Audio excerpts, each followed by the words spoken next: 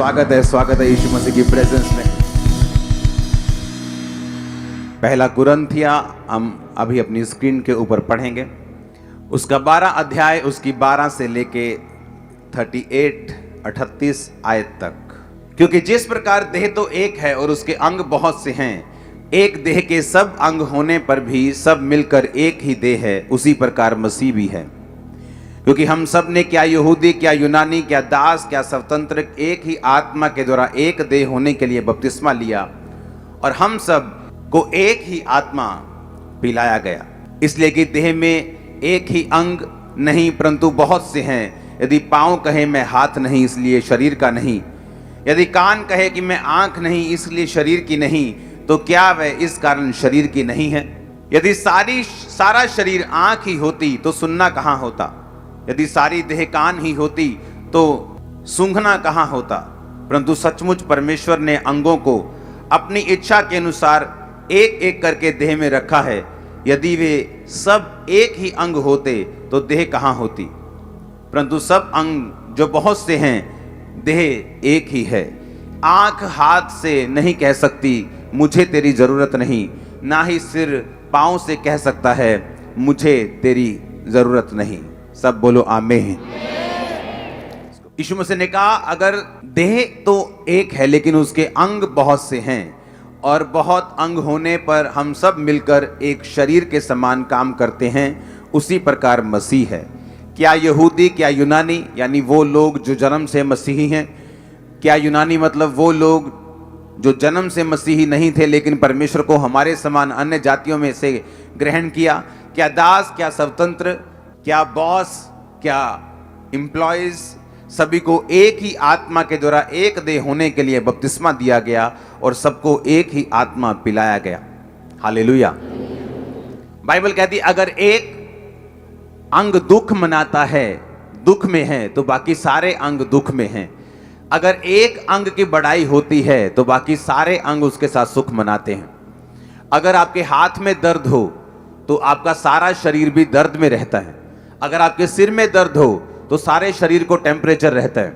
ऐसा नहीं होता कि सिर में दर्द है तो टेम्परेचर सिर्फ सिर में है और बाकी शरीर में कोई दुख नहीं हो रहा, या बाकी शरीर कहे मैं तो भंगड़ा डालूंगा, मेरे को कोई प्रॉब्लम नहीं। सिर को दर्द है, वो अपना दर्द खुद देखे। लेकिन बाइबल कहती है एक जगह अगर दर्द हो, अगर पेट दर्द हो तो पूरा शरीर दर्द में है। अगर किडनीज खराब हैं तो उसका खमियाजा पूरा शरीर भुगतता है। उसी तरह अगर एक अंग की बड़ाई होती है, अगर कोई कहता तेरी आंखें कितनी सुंदर हैं, या तेरी आवाज कितनी अनॉइंटेड है, या वो तेरे अंगों की बड़ाई करता है, तो बाइबल कहती पूरा शरीर प्रफुल्लित होता है और पूरा शरीर खुश होता है। पूरे शरीर में आनंद आता है जब एक अंग की बड़ाई होती है। यीशु मसीह ने कहा तुम सब मिलकर एक ही देह हो। अगर कान ये कहे कि काश सारे कान ही होते तो सूंघना कहाँ होता? सिर पैर से नहीं कह सकता मुझे तेरी जरूरत नहीं। अगर मुंह बोल सकता है तो पांव उसको उस जगह पर लेके आया है जहां उसको बोलना है। अगर पांव लेके आ सकते हैं और कुछ नहीं कर सकते तो वहां पर मुंह को जरूरत है बोलने की, ताकि जो कुछ वो बोले वहां पर काम हो। इसका मतलब ये परमेश्वर ने कहा कि तुम सब मिलकर एक ही देह हो, तुमको एक ही आत्मा पिलाया गया और तुम मसीह के अंग हो। यीशु मसीह हमारा शरीर और हम उसके अलग अलग अंग हैं। बाइबल कहती है अगर एक शरीर की उन्नति होनी हो तो सब अंग मिलके ग्रो करते हैं। अगर शरीर ग्रो कर रहा है एक बच्चे का और उसका एक हाथ एक बाजू अगर ग्रो ना करे तो इमेजिन करो उसका सारा शरीर किस तरह का लगेगा। अगर उसके पांव बढ़ना छोड़ दें और बाकी शरीर बढ़ जाए तो वो एक नॉर्मल फिर देह नहीं रहती। यीशु मसीह ने कहा मैंने कलीसिया में अलग अलग लोगों को ठहराया है। हम आखिरी आयत को पढ़ेंगे, उसमें लिखा परमेश्वर ने कलीसिया में अलग अलग व्यक्ति नियुक्त किए हैं। प्रथम प्रेरित, फिर भविष्यद्वक्ता, फिर शिक्षक, फिर सामर्थ के काम करने वाले, फिर चंगा करने वाले, फिर उपकार करने वाले, प्रबंध करने वाले और नाना प्रकार की भाषा बोलने वाले। बाइबल कहती परमेश्वर ने हमें इस प्रकार से कलीसिया में रखा ताकि हर अंग अपना अपना काम करे और मसीह की देह उन्नति पाए। अगर आपके अच्छा काम ना करने के कारण मसीह की देह की उन्नति में रुकावट आती है, तो ये आपकी आशीष का रुकावट बनती है, एक हिंड्रेंस, एक ब्लॉकेज आपकी ब्लेसिंग में लग जाती है। बहुत से लोग पूछते हैं कि मैं ब्लेस क्यों नहीं हूं, मैं आशीषित क्यों नहीं हूं। जिस तरह दूसरे लोग टेस्टिमनीज दे रहे हैं, जिस तरह दूसरे लोग गवाहियां दे रहे हैं, मैं उस तरह से गवाही मेरी जिंदगी में क्यों नहीं बन रही? क्योंकि बाइबल कहती है तुम एक अंग की तरह चुने गए हो और मसीह तुम्हारा शरीर है। अब बाइबल कहती है उस अंग को अपना पूरा प्रॉपर काम करना होगा अगर वो ये चाहता है कि परमेश्वर उसे ब्लेस करे। अगर नाक की ड्यूटी सूंघने में लगाई है, अगर आपका नाक बंद हो और सूंघना बंद हो जाए, अगर आप खराब खाना अपने मुंह में रखेंगे, आपको कभी मालूम नहीं होगा ये खाना खराब है। आपका नाक बताता है जब आप खाना मुंह में डालते हैं कि ये खराब है या नहीं। आपकी जीभ नहीं, आपका नाक बताता है ये चीज कि खाना खराब है या नहीं। जीभ टेस्ट बताती है, ये खट्टा है, ये मीठा है, ये बकबका है, ये ऐसा है। और बाइबल कहती है पूरा शरीर मिलके काम करता है। हाथ, हम खाना उठाते हैं हाथ से, हाँ, मुंह में डालते हैं, होंठ खुलते हैं, जीभ उसको लेती है, नाक उसको टेस्ट करता है, अंदर जाता है, मुंह का जो लार है वो उससे अंदर निकलता है, वो अंदर जाता है, फूड पाइप के थ्रू पेट में पड़ता है, वहां पचता है, किडनीज, वहां पेनक्रियाज, वहां पित्ता, वो सारा अपना अपना काम करते हैं। यीशु मसीह ने कहा जब तुम अपना काम करना छोड़ दोगे और मसीह की देह में की उन्नति में रुकावट आएगी, तो परमेश्वर तुम्हें कभी भी ब्लेस नहीं करेगा। क्योंकि बाइबल कहती, परमेश्वर ने कहा अगर तुम्हारी कलीसिया में नियुक्ति हुई है, यानी अगर तुम मसीही हो, अगर तुमने परमेश्वर को ग्रहण किया है, बपतिस्मा ले लिया है, तो इसका मतलब परमेश्वर की ये इच्छा है कि तुम मसीह की देह की उन्नति का कारण बनो, तुम एक दूसरे के आनंद में सहभागी हो। जब कलीसिया में एक अंग की बड़ाई हो तो तुम भी उसके साथ बड़ाई मानो, और जब एक अंग दुख पाए तो तुम भी उसके साथ दुख पाओ, इस कारण के परमेश्वर तुमको ब्लेस कर सके, वो तुमको आशीषित कर सके। अगर नाक सिर्फ अपना ही ध्यान रखे तो देह उन्नति नहीं पा सकती, कान सिर्फ अपना ही ध्यान रखे तो देह उन्नति नहीं पा सकती। बाइबल कहती जिन अंगों को हम जरूरी नहीं समझते, निर्बल समझते हैं, वो बहुत ही आवश्यक है। बाइबल कहती जब प्रभु यीशु मसीह के टाइम पर जब लोग घरों में जाया करते थे अपने अतिथि बन के, मेहमान बन के, तो सबसे पहले उनके हाथों और पाँव को धुआया करते थे। सबसे गंदे पाँव होते थे। लोगों के पास मोटर गाड़ियां नहीं होती थी, लोगों के पास फैंसी साधन नहीं होते थे, उनको चल के जाना पड़ता था या खच्चर की सवारी करके जाना पड़ता था, तो उनके पाँव हमेशा गंदे रहते थे, पाँव पर मिट्टी रहती थी। और जब वो एंटर करते थे घरों में तो उनके पाँव को धुलाया जाता था। जिन अंगों को वो निर्बल समझते थे उन अंगों को ही धुलाया जाता था। जो अंग आदर के काबिल नहीं समझे जाते कि गंदे हो गए, क्योंकि पेट गंदा नहीं हुआ, छाती गंदी नहीं हुई, टांगे गंदी नहीं हुई, हाँ कुछ गंदा नहीं हुआ, लेकिन पाँव गंदे हो गए।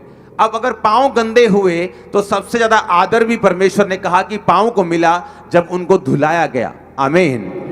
अब बाइबल कहती है कि अगर तुम्हारी नियुक्ति परमेश्वर ने एक अंग के रूप में की है, तो तुम्हें यह देखना होगा कि मेरा इस कलीसिया में क्या काम है, कौन से अंग के रूप में मेरी नियुक्ति इस कलीसिया में हुई है।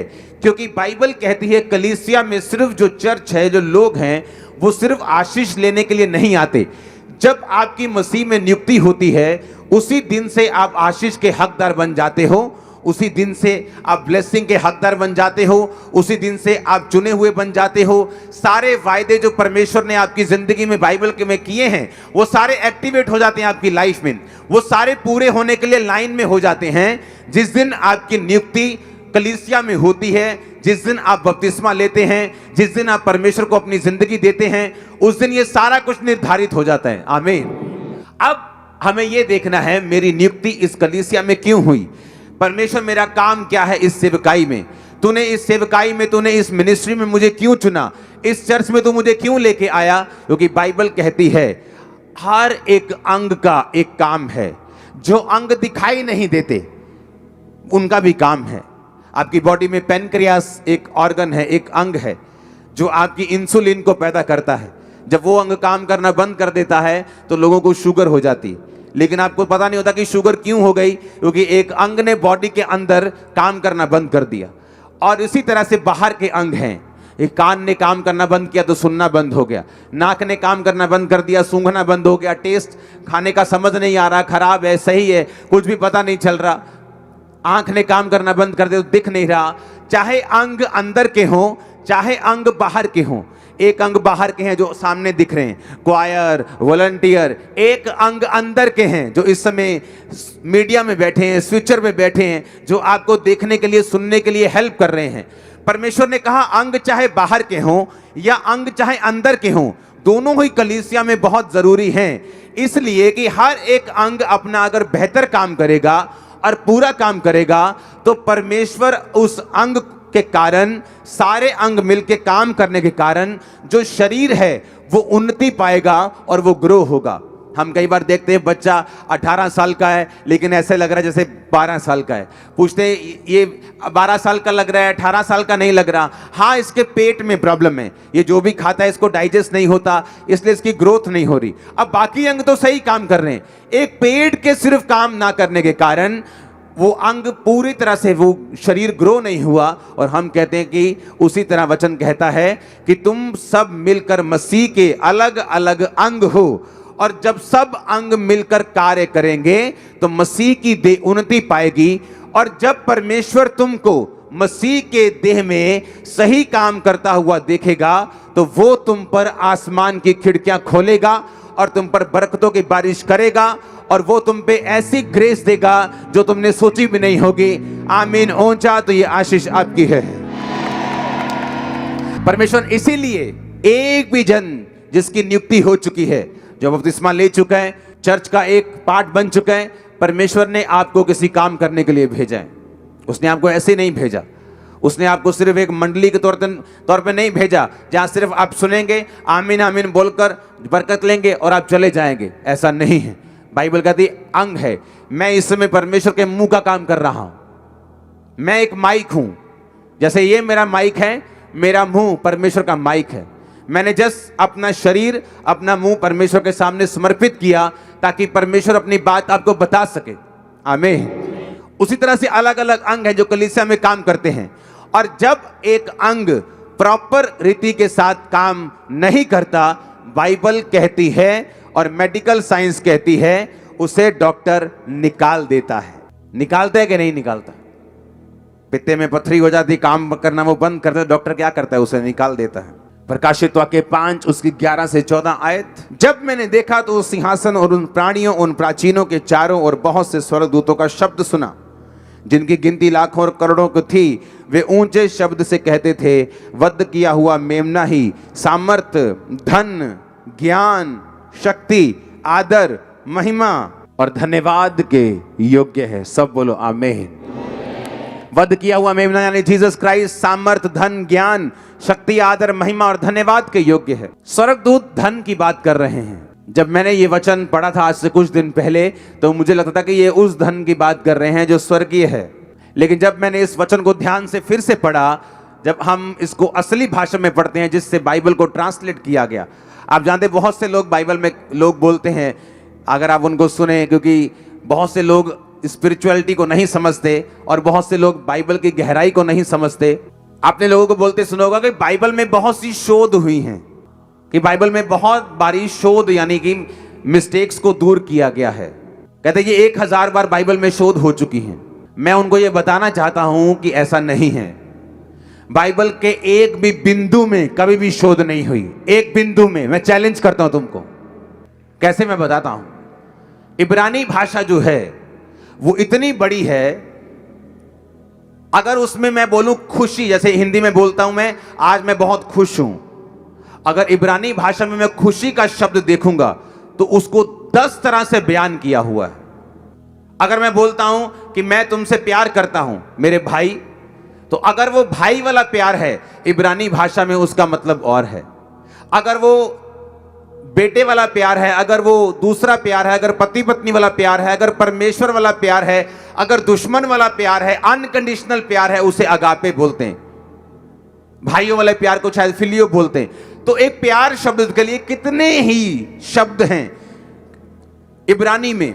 लेकिन जब ट्रांसलेशन की गई बाइबल की, उसे इब्रानी भाषा से, जो पुराना नियम है उससे ट्रांसलेट, वो भी ओरिजिनल भाषा इब्रानी भाषा में थी और नया नियम ओरिजिनली यूनानी भाषा में था। जब उधर से बाइबल को ट्रांसलेट किया गया हिंदी, पंजाबी, इंग्लिश या किसी भी भाषा में, तो इन भाषाओं में इतनी वैरायटी नहीं थी कि वो शब्द इनको उसी तरह से समझाए जाएं। तो अगर वहां भाइयों वाला प्यार है तो हिंदी में आज भी अकेला प्यार लिखा है। अगर पति पत्नी वाला प्यार है तो बाइबल में वो भी प्यार है। अगर वो अगापे वाला जीसस क्राइस्ट से अनकंडीशनल प्यार है तो बाइबल में उसे भी प्यार लिखा हुआ है। तो कई बार क्या होता था कि जब तक वो वचन, वो एग्जैक्ट शब्द नहीं मिलता अपनी भाषा में, यूनानी भाषा से अपनी भाषा में ट्रांसलेट करने के लिए, तब तक उसी शब्द को लिख देते थे और जब वो शब्द मिल जाता था तो उसकी शोध कर देते थे। उसे बोलते हैं बाइबल की शोध करना। ओरिजिनली बाइबल की एक बार भी शोध नहीं हुई।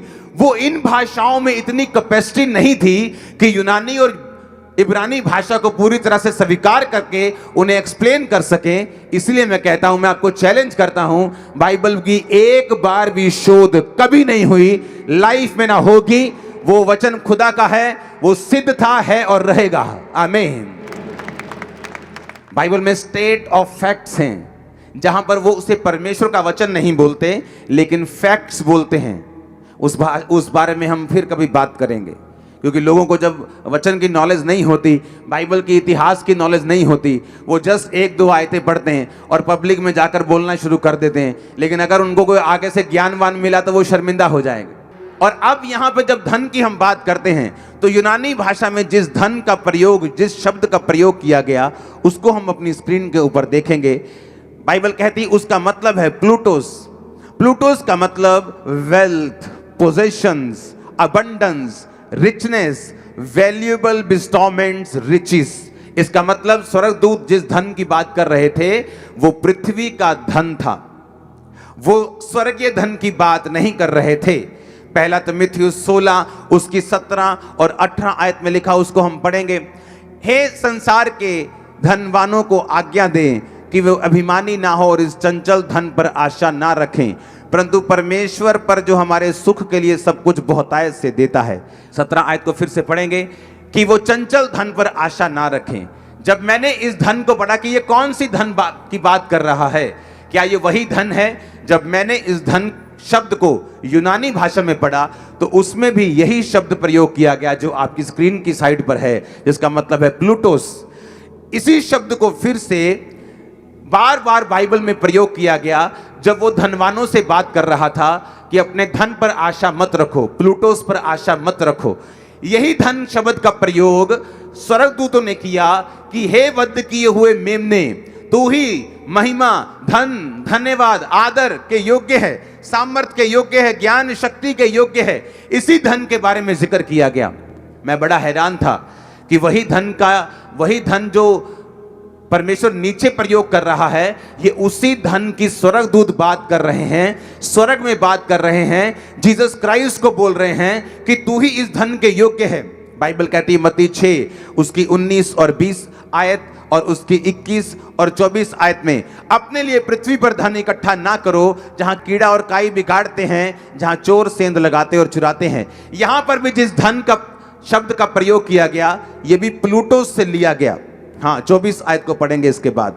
कोई मनुष्य दो स्वामियों की सेवा नहीं कर सकता, वह एक से बैर और दूसरे से प्रेम रखेगा और एक से मिला रहेगा और दूसरे को तुच्छ जानेगा।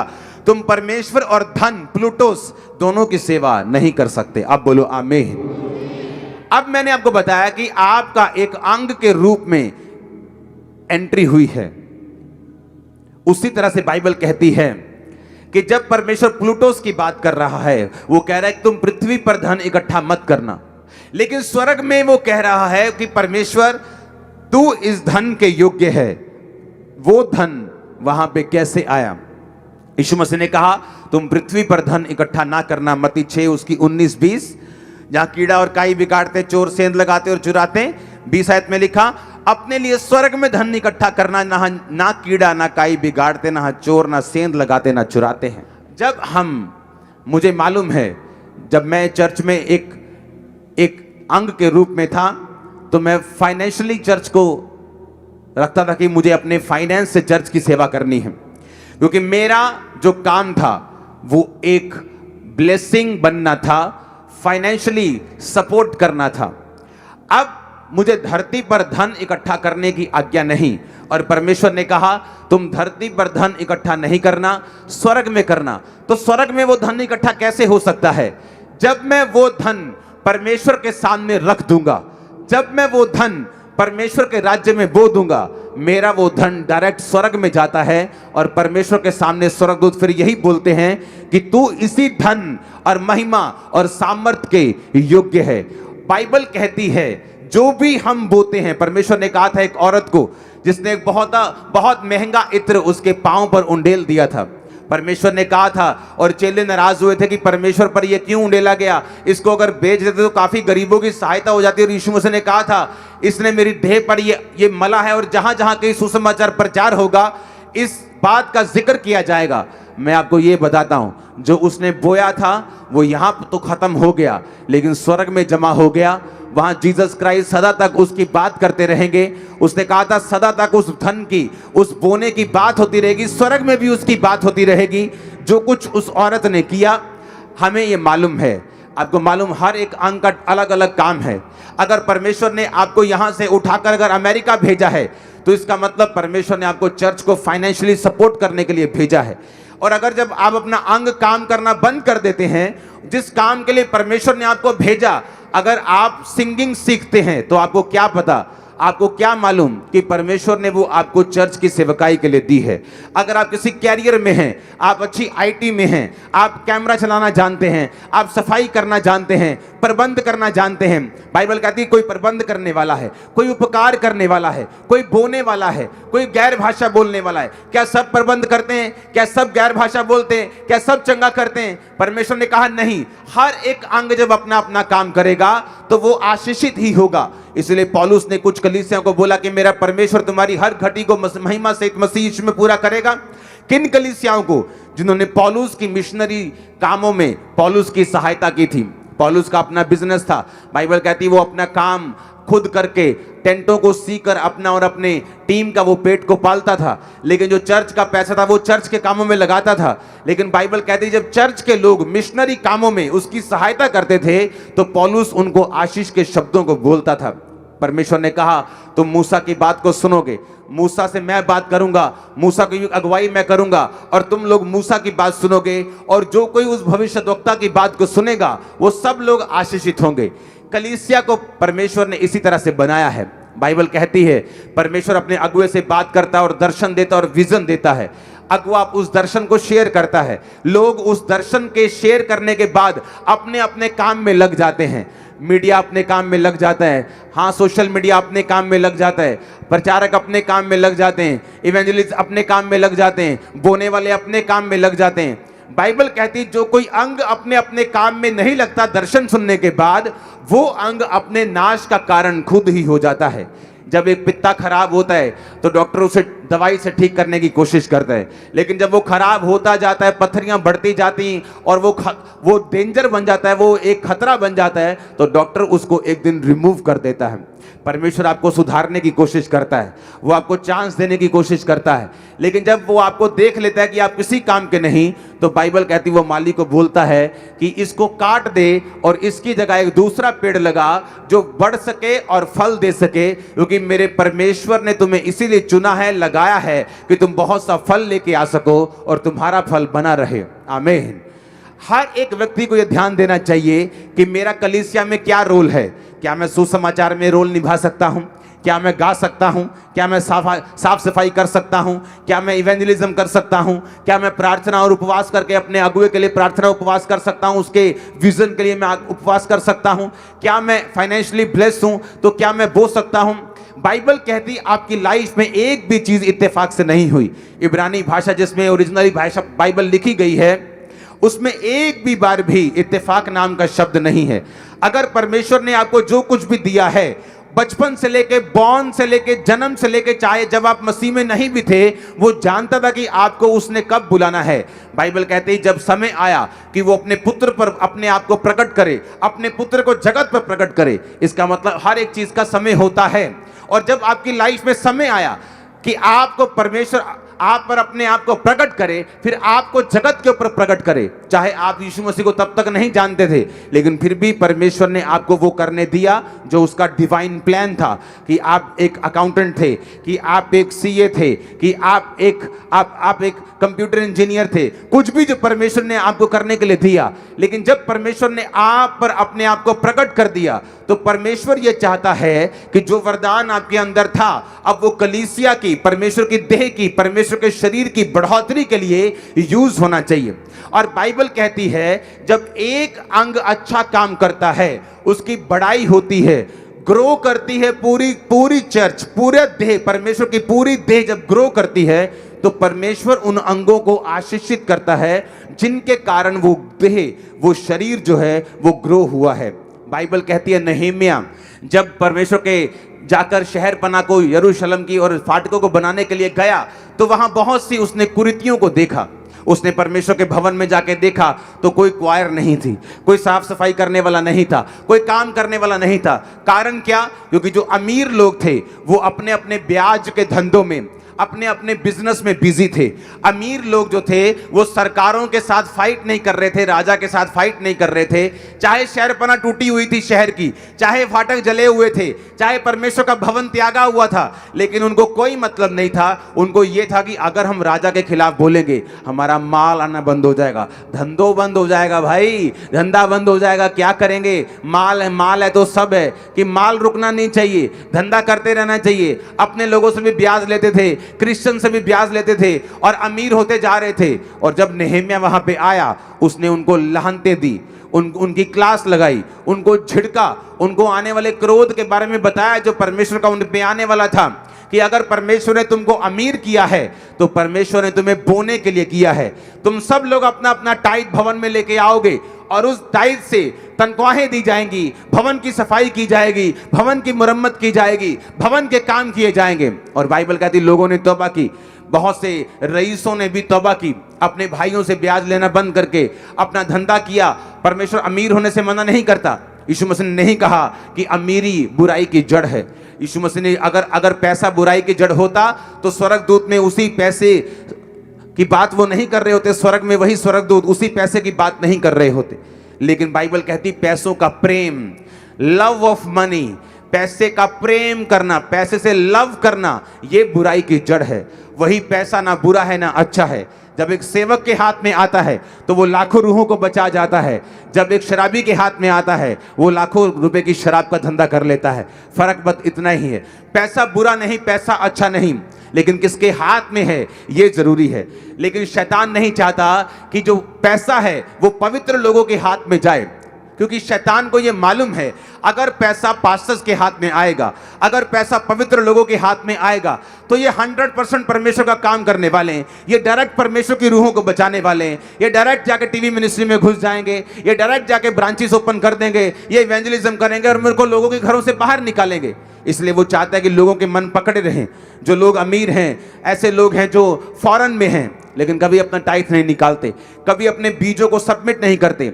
और बाइबल कहती है कि परमेश्वर का श्राप और परमेश्वर के जो लाहनते हैं, परमेश्वर का भारी श्राप मलाकी में लिखा उनकी जिंदगियों में रहता है, क्योंकि उन्होंने अपने काम को कंप्लीट पूरा नहीं किया। और मैं इस वचन को खुल के आपको इसलिए बता सकता हूं क्योंकि आपके टाइथ को मैं देखता तक नहीं हूं, आपकी ऑफरिंग को मैं आंखों से देखा तक नहीं। जब वो आती है, टीम गिनती है, खर्चती है, बैंक में भेजती है, 3-4 तरह के सीए उसे अटेंड करते हैं, मैं साइन करता हूं कि हाँ ये खर्चा ठीक है। एक टीम चेक करती है कि हाँ कोई कमीशन तो नहीं खा रहा, कोई पैसे का गलत यूज तो नहीं कर रहा, लेकिन आपके पैसे को मैं देखता तक नहीं हूं। इसीलिए मैं खुल के आपको बता सकता हूं कि आप अगर अपने गिफ्ट का प्रयोग नहीं करते, उसी धन का जो स्वर्गदूत भी स्वर्ग में उसी धन की बात करेगी, जीसस इस धन के तू योग्य है, और ये वही धन है जो तेरे लोगों ने पृथ्वी के ऊपर तेरे राज्य को, तेरी देह को बढ़ाने के लिए बोया था। और बाइबल कहती उसी धन के कारण जो आज धरती पर बोते हैं, या अपने वरदानों के कारण जो परमेश्वर ने आपको वरदान दिया है, मेक श्योर आप उसे किंगडम के लिए यूज कर सकें। आपके कॉल्स आनी चाहिए कॉल सेंटर में कि मैं एक सीए हूं, मैं चर्च में सेवा करना चाहता हूं। अभी चाहे आपकी सेवा की जरूरत ना हो, लेकिन आपका नाम नोट करके फ्यूचर में आपको सेवा दी जा सकती है। मैं एक मिस्त्री हूं, मैं एक कॉन्ट्रैक्टर हूं, मैं ये हूं, मैं आईटी में हूं, मैं अच्छे पैसों को कमाता हूं, मैं सीड बोना चाहता हूं। आपके कॉल्स आने चाहिए। बाइबल कहती है जब आप परमेश्वर के किंगडम के लिए अपने आप को समर्पित करके चलते हैं तो परमेश्वर आपकी प्रार्थनाओं को सुनता है। उसने कहा जो कुछ तुम मेरे नाम से, मेरे पिता से मेरी महिमा के लिए मांगेगा, मेरी ग्लोरी के लिए मांगेगा, मेरा पिता तुझे देगा। आप मांगेंगे परमेश्वर मुझे तेरी ग्लोरी के लिए पैसा चाहिए, तेरे राज्य को बढ़ाने के लिए बिजनेस चाहिए, तेरे राज्य को बढ़ाने के लिए मुझे चंगा कर, मैं तेरे नाम की टेस्टिमनी दूंगा, मुझे अच्छी सेहत दे, मैं इवेंजलिज्म में जाऊंगा, मुझे अच्छा काम दे, मैं तेरे नाम की गवाही दूंगा। बाइबल कहती जो कुछ आप उसकी महिमा के लिए मांगेंगे परमेश्वर आपको देगा। आज से मैं आपके लिए प्रोफेसी करता हूं, हर एक अच्छी चीज के आप हकदार होंगे यीशु मसीह के सामर्थी नाम में। आपके लिए मैं प्रोफेसी करता हूं, अच्छे बिजनेस के आप हकदार होंगे यीशु मसीह के सामर्थी नाम में। आपके लिए मैं प्रोफेटिक वर्ड देता हूं, आपके बच्चे हर एक अच्छी चीज के हकदार होंगे और वो परमेश्वर की महिमा के लिए यूज किए जाएंगे। आपके लिए मैं प्रोफेसी करता हूं, आपके बच्चे जवानी से पहले ही यूज किए जाएंगे परमेश्वर की महिमा के लिए। वो खुदा के नाम को ऊंचा करने के लिए इस्तेमाल किए जाएंगे। जब वो जवानी में पहुंचेंगे ग्रेट होंगे यीशु मसीह के सामर्थी नाम में। मैं नहीं जानता मैं किससे बात करूं, लेकिन अगर ये आपका आमीन ऊंचा होना चाहिए। हर एक ओवरफ्लो, हर एक ब्रांच आमीन ऊंचा। मेक श्योर अगर मेरे पास एक वरदान है कि मैं चर्च की हेल्प कर सकता हूं और मैं उसको यूज नहीं करता तो अंत के दिन में बाइबल कहती मेरा न्याय होगा। नेहेमिया ने जब लानतें डाली, जब उनको कोसा, उनको बताया कि बाइबल के मुताबिक तुम पर श्राप आएंगे अगर तुम अपने वरदानों का यूज नहीं कर रहे, तो बाइबल कहती उन्होंने तौबा की। भवन में वो पैसों को लाने लगे, भवन में फिर से गवैये आने लगे, सफाई करने वाले आने लगे, सब तरह के जो ड्यूटीज थी लोगों को वापस मिलने लगी क्योंकि टाइथ आने लगा और उनके पैसे वो पे करने लगे, तनख्वाहें जाने लगी। नेहेमिया किसी काम से वापस गया, लोगों ने जो अमीर लोग थे उन्होंने पैसा देना फिर बंद कर दिया। नेहेमिया जब वापस आया तो बाइबल कहती सफाई करने वाले कहीं और थे, बोने वाले चले गए थे, पैसा नहीं था तो गवैये चले गए। कहाँ चले गए गवैये? उनको तनख्वाह नहीं मिली इसलिए वो चले गए। सफाई करने वाले को वो अपने सिर्फ घर चलाना चाहता है, उसको तनख्वाह नहीं मिली, वो चले गए। नेहेमिया फिर आया, फिर लानतें डाली, फिर वो आने लगे, फिर टाइट बोने लगे और बाइबल कहती है इस तरह से भवन का काम चला। क्या बताता है परमेश्वर हमें कि हमारे पास जो भी वरदान है, जो भी अच्छी चीज है, उसे परमेश्वर के किंगडम के लिए लगाओ। फिर देखो आपके बच्चे सेफ रहेंगे, फिर देखो आपकी बॉडी सेफ रहेगी, आपका फाइनेंस सेफ रहेगा। आमीन ऊंचा, ये बरकत आपकी है। पोतीफर ने सब कुछ यूसुफ के हाथों में दे दिया। बाइबल कहती है यूसुफ जिस जगह हाथ लगाता परमेश्वर उसको बरकत देता।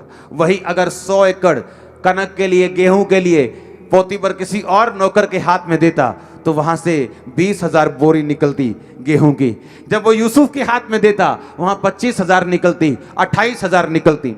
पोतीफर ने देखा कि यूसुफ तू जिस काम में हाथ लगाता है तेरा परमेश्वर यहोवा तुझको बरकत देता है। और बाइबल कहती है उसने सब चीजों को यूसुफ के हाथ में कर दिया, सिर्फ उसकी पत्नी को छोड़ के, और सिर्फ शैतान ने उसकी पत्नी के ऊपर अटैक किया। क्या हमने अपने फाइनेंस को, हम बोलते हैं एक बार साधु सुंदर सिंह, जिसे ब्लीडिंग फीट प्रॉफिट बोलते हैं, आजकल के फेक लोगों की तरह नहीं, ब्लीडिंग जो नंगे पांव चला करता और उसके पांव से खून निकलता जब वो चलता था। सामर से धनी, अभिषेक से धनी, वो एक औरत के घर में गया।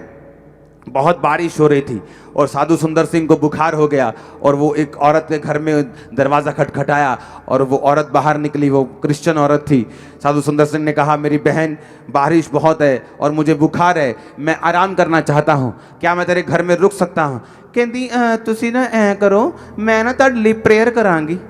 कहता जिसके सामने तू प्रार्थना करेगी ना वो मेरे अंदर है, मेरे साथ खड़ा है। जिसके सामने तूने प्रेयर करनी है ना वो मेरे साथ खड़ा है, वो मेरे अंदर है। क्या प्रेयर की बात कर रहे हैं? मैं परमेश्वर का दास हूं। तो जब प्रार्थना की जरूरत नहीं, बोने की जरूरत है, वहां तुम प्रार्थना नहीं कर सकते। पास्टर जी प्रेयर करांगे असी। तुम अपने पास्टर से ज्यादा प्रेयर नहीं कर सकते। तुम में और तुम्हारे स्पिरिचुअल फादर में हमेशा तुम्हारा स्पिरिचुअल फादर राइट होगा और तुम्हारे स्पिरिचुअल फादर और खुदा में खुदा हमेशा राइट होगा। तो उसने कहा मुझे तेरी प्रेयर की जरूरत नहीं है, मुझे रेस्ट की जरूरत है। इमेजिन करो, अच्छी पोजीशंस में जाने के बाद, अच्छे देशों में जाने के बाद भी अभी भी लोगों के दिल चिड़ियों के जैसे हैं। चिड़ी का होता है ना दिल, छोटा सा। मैं आपको एक अच्छे विश्वासी और एक बुरे विश्वासी में फर्क बताता हूं। एक ऐसा विश्वासी जो पैसे में कंजूस है, बाइबल बयान करती है वो परमेश्वर से प्यार नहीं करता है, क्योंकि तुम परमेश्वर और धन दोनों की सेवा नहीं कर सकते। अगर तुम पैसे में कंजूस हो, तुम बो नहीं सकते, तो मैं डेफिनेटली तुम्हें चैलेंज करता हूं, तुम परमेश्वर से प्यार नहीं करते, तुम पैसे से प्यार करते हो। पहली बार जब मैं अपने स्पिरिचुअल फादर के पास गया तो वो मुझे जानते नहीं थे। मैं अपने पास बहुत फैंसी कैमरास लेके गया था, बहुत महंगे कैमरास। तो वहाँ मैं अपने चर्च की रिकॉर्डिंग लेके गया, देखो मेरे पास लोग हैं, ये है फोटोज अपनी सबकी। तो मैंने वो सारे गैजेट्स, वो लैपटॉप शायद, वो सब कुछ मैंने उनके पास एक टीम के ज़रिए पहुँचाया। मैं वहीं पे था, तो मैंने कहा आप उनको दिखा देना एक बार। तो जब उन्होंने मुझे अपने पास बुलाया तो उन्होंने सब वो देखा, तो मेरे को वो वापस करने लगे। तो पवित्र आत्मा ने बोला कि इसे वापस मत लेना, जबकि मैं उसे बोने के लिए नहीं लेके गया था, जस्ट उनके वो टेबल पे था। तो मुझे ये अच्छा नहीं लगा कि मैं उनके टेबल से वो चीज़ें वापस लेके आऊँ। तो मैंने कहा नहीं, मैं ये वापस लेने के लिए नहीं लेके आया, जबकि मैं लेके उसे वापस लेने के लिए गया था। तो मैंने कहा नहीं, वापस नहीं मैंने लेना, आप इसे आप यूज़ कर लो। मैंने साइड पे उसे रख दिया। मेरी लाइफ में, मेरी कंप्लीट क्रिश्चियन लाइफ में ऐसा कभी नहीं हुआ कि मैं अपने स्पिरिचुअल फादर के पास गया हूं और खाली हाथ गया हूं, इसलिए मैं भरा हुआ हूं। एक बार मैं बहुत बड़ा बीज, लाखों रुपए का बीज लेके गया, और उन्होंने जब उसे देखा, वो ज़्यादा, कोई भी अनॉइंटेड मैन पैसों से प्यार नहीं करता। आप बड़ा बीज दे दें तो वो भी सेवकाई के लिए, आप छोटा दे दें वो भी सेवकाई के लिए, वो कौन सा उनके पर्सनल लाइफ में यूज़ होना है। लेकिन उनको ये मालूम होता है कि हाँ, ये व्यक्ति मेरी सेवकाई में बोता है, इसका मतलब ये मेरे साथ प्यार करता है, मेरे साथ डेडिकेट है। अगर आप अपने स्पिरिचुअल फादर के रास्तों को ओपन नहीं कर सकते, आपके रास्ते कभी ओपन नहीं होते। मैंने बहुत से स्पिरिचुअल सन्स देखे जो अपने फादर को यूज करते हैं सिर्फ रूहों को लेने के लिए, लेकिन एक्चुअल में आपको सपोर्ट करने के लिए परमेश्वर ने भेजा होता है, ताकि आपको भी ऐसे लोग आपकी लाइफ में मिलें। मैं अपने सपने में भी इमेजिन नहीं कर सकता कि मैं अपने स्पिरिचुअल फादर के पास जाऊं और ही हु करके वापस आ जाऊं बिना बोए। ये नॉनसेंस, मेरी लाइफ की सबसे बड़ी नॉनसेंस होगी अगर मैं ये करता हूं। तो अगर मैं जाता था तो बीजों के साथ जाता था। मैं ये बताता कि मैं डेडिकेटेड हूं इस सेवकाई के प्रति, आपके प्रति, सिर्फ शब्दों से नहीं, मेरा कर्मों से भी प्रेम है, और मैं धन से प्यार नहीं करता हूं। आमीन।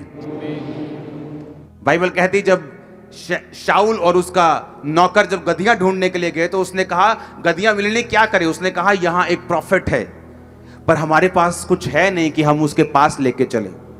अगर आप शमूएल प्रॉफिट का इतिहास देखेंगे तो बाइबल कहती पूरी ऐसा प्रॉफिट जिसके मुंह से, आजकल के लोगों की तरह नहीं, हाँ, फेसबुक प्रॉफिट नहीं, एक रियल खुदा का दास जिसके मुंह से निकली बात पूरी होती थी। जब उसने गवाही दी कि क्या मैंने तुमसे एक भी गधा लिया है, क्या तुमसे कभी चांदी ली है, तो बाइबल कहती पूरे लाखों लोगों की गवाही थी कि तूने आज तक हमसे कभी कुछ नहीं लिया। फिर भी वो जन क्या कह रहा है कि अगर हम उसके सामने, दास के सामने जाएंगे तो कुछ लेके जाएंगे। उसने कहा हाँ, मेरे पास एक छोटा सा एक कुछ पैसा है, टुकड़ा है चांदी का या कुछ भी है, करेंसी है, हम वो लेके चलेंगे। यानी कि शमूएल भूखा था उस करेंसी का, लेकिन वो बोना ये एक ऑनर आपका तय करता था कि हाँ, ये व्यक्ति जो है ये उस अनॉइंटिंग का ऑनर करता है और ये उस विजन का ऑनर करता है। और बाइबल कहती है उनके बोने के कारण और उनकी अधीनगी के कारण शाऊल राजा बनाया गया और गधियां मिल चुकी थी। आपके हर खोया सामान मिलता है जब आप बोते हैं। आमीन, ऊंचा चाहिए। इसीलिए अगर आप पूरी दुनिया में निगाह मारेंगे, हर एक क्रिश्चियन, अगर आप अमेरिका में जाएंगे आप देखेंगे क्रिश्चियंस वहां ब्लेस के बाद ब्लेस होते जा रहे हैं। लेकिन आप दूसरी कंट्रीज भी हैं, अगर आप वहां पे जाएंगे आप देखेंगे क्रिश्चियन लोग ब्लेस नहीं, क्रिश्चियन होने के बावजूद ब्लेस नहीं, लेकिन उनका फर्क यही है कि वो बोने में बिल्कुल जीरो हैं, और जो कुछ लोग देशों के लोग हैं वो बोने में बहुत ज्यादा आगे हैं। और जैसे वो बोने में आगे हैं, परमेश्वर रास्ते खोलने में भी उनके आगे है, और जैसे वो बोने में पीछे हैं, उनके रास्ते भी परमेश्वर ने बंद किए हुए हैं। बाइबल कहती है जब तू बोएगा मैं आसमान की खिड़कियां और दरवाजे खोल दूंगा। इसका इब्रानी में मतलब है डैम गेट, स्लूस गेट, कि डैम के पीछे पानी पानी है, आगे का हिस्सा सूखा हुआ है, क्योंकि परमेश्वर ने कहा मैंने तेरे डैम के गेटों को बंद किया हुआ है, कि पीछे मेरे पास बरकतें भरी पड़ी हैं लेकिन तू आगे सूखा हुआ है, क्योंकि मैंने अभी तक डैम के गेट को नहीं खोला, क्योंकि अब तक तूने अपने टाइट को बोया नहीं। इतना पक्का है परमेश्वर का वचन, इतना एक्यूरेट है खुदावंद का वचन कि वो कहता तुम एक देह होने के लिए बुलाए गए हो।